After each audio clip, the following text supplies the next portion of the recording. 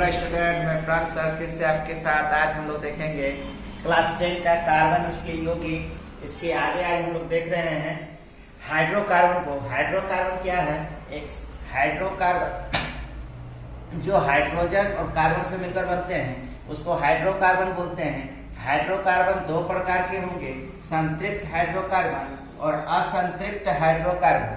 तो पहले लोग देखते हैं संतृप्त हाइड्रोकार्बन क्या होगा। कार्बन में क्या होगा? कार्बन परमाणुओं के बीच एकल आबंध द्वारा जुड़े रहते हैं। मतलब हाइड्रोकार्बन के संतृप्त हाइड्रोकार्बन जो होगा वो सिंगल बॉन्ड, मतलब एकल आबंध के द्वारा कार्बन कार्बन के बीच में जो बॉन्ड होगा, आबंध जो होंगे वो सिंगल होंगे। इसमें से जैसे एल्केन, इसको इनका जो सूत्र जो है एल्केन का वो है CnH2n+2। ये एल्केन का सूत्र है। इसे कभी कभी एग्जाम के पर्पस में 1 नंबर के क्वेश्चन पूछ सकते हैं कि एल्केन का सामान्य सूत्र क्या होता है। तो CnH2n+2 होता है। और ये किस में आएगा? ये आबंध में होता है। संतृप्त हाइड्रोकार्बन में जो आबंध जो यहाँ बन रहा है वो क्या हो रहा है?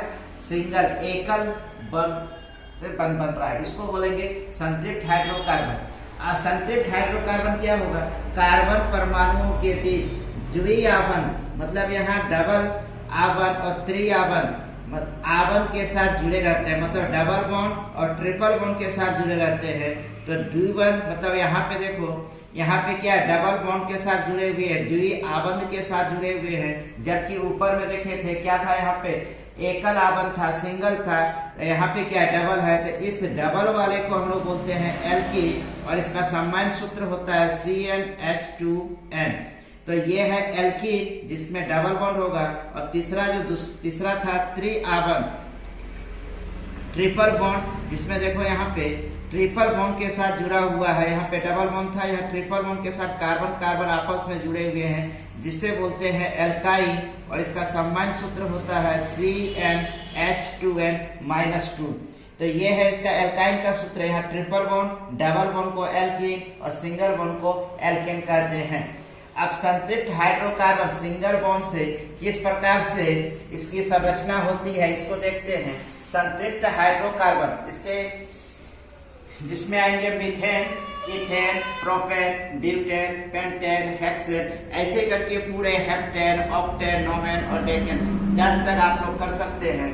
तो पहला इसमें आता है मीथेन, जिसका फॉर्मूला होता है CH4। और इसका अगर संरचना अगर बनाना चाहे तो यहाँ पे एक कार्बन है तो हम लोग एक कार्बन बनाएंगे और 4 हाइड्रोजन है तो इसके चारों तरफ क्या करेंगे? 4 हाइड्रोजन को लगा देंगे। तो ये बन जाएगा CH4 का संरचनात्मक सूत्र मीथेन का। इथेन में जैसे यहाँ पे है, यहाँ पे देखो सब क्या है? संतृप्त है। तो संतृप्त में हमने देखा था अभी कि सब क्या है? एकल आबंध के साथ जुड़े हुए हैं। ये संतृप्त है तो मतलब यहाँ भी जो जुड़ा होगा वो क्या होगा? सिंगल बॉन्ड एकल आबंध के साथ जुड़ा रहेगा। तो यहाँ पे कार्बन 2 है तो कार्बन 2 बनाएंगे और हाइड्रोजन 6 है तो इसके सब तरफ क्या करेंगे? हाइड्रोजन को जोड़ देंगे। तो ये टोटल हो जाएगा इथेन का फार्मूला।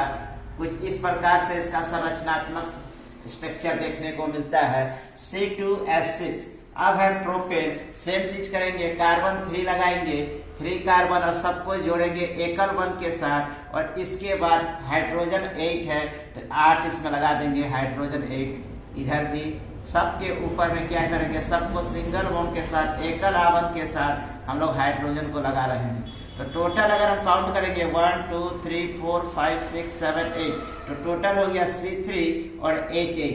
उसके बाद आता है ब्यूटेन का फॉर्मूला अगर बनाने को आएगा तो ब्यूटेन में क्या है? Carbon C। तो यहाँ पे देखेंगे मीथ में 1 कार्बन, इथेन में 2 कार्बन, प्रोपेन में 3 कार्बन, ब्यूटेन में 4 कार्बन, पेंटेन में 5 कार्बन और हेक्सेन में 6 कार्बन। मतलब ये कार्बन की संख्या बढ़ती जाएगी और हाइड्रोजन की संख्या भी डबल से 2 ज्यादा हो जाएगी। तो +2 फार्मूला था यहाँ पे। Cn जितनी होगी कार्बन, हाइड्रोजन का 2 उससे के साथ जितनी कार्बन की होगी उतने हाइड्रोजन की संख्या से उसको मल्टीप्लाई कर देंगे और +2 ऐड कर देंगे।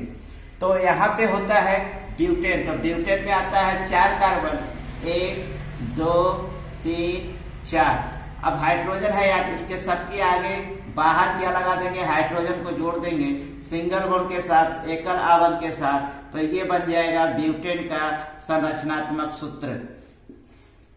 इसके ऊपर भी हाइड्रोजन लगा देते हैं। सब क्या है, सिंगल बॉन्ड के साथ जुड़ा हुआ है। अगर जोड़ के देखेंगे तो 1 2 3 4, 4 4 8 9 और 1 10, 2 हो जाएगा। अब जैसे यहाँ पे 5 है, पेंटेन का फॉर्मूला है, तो 5 कार्बन बनाएंगे, 1 2 3 4 5 कार्बन हो गया। अब सबके बाहर में हाइड्रोजन को जोड़ते चले जाएंगे, तो ये बन जाएगा पेंटेन का संरचनात्मक सूत्र। एग्जाम में आता है कि मीथेन इथेन का संरचनात्मक सूत्र बनाए, तो इस प्रकार से आसानी से हम लोग बना सकते हैं सिंगल बॉन्ड के साथ। ये सब क्या है, संतृप्त हाइड्रोकार्बन है। यहाँ पे हेक्सेन है, 6 कार्बन है, 1 2 3 4 5 6, 1 2 3 4 5 6, और सबके बाहर में लगाएंगे हाइड्रोजन, तो ये बन जाएगा इजली हेक्सेन का संरचनात्मक सूत्र।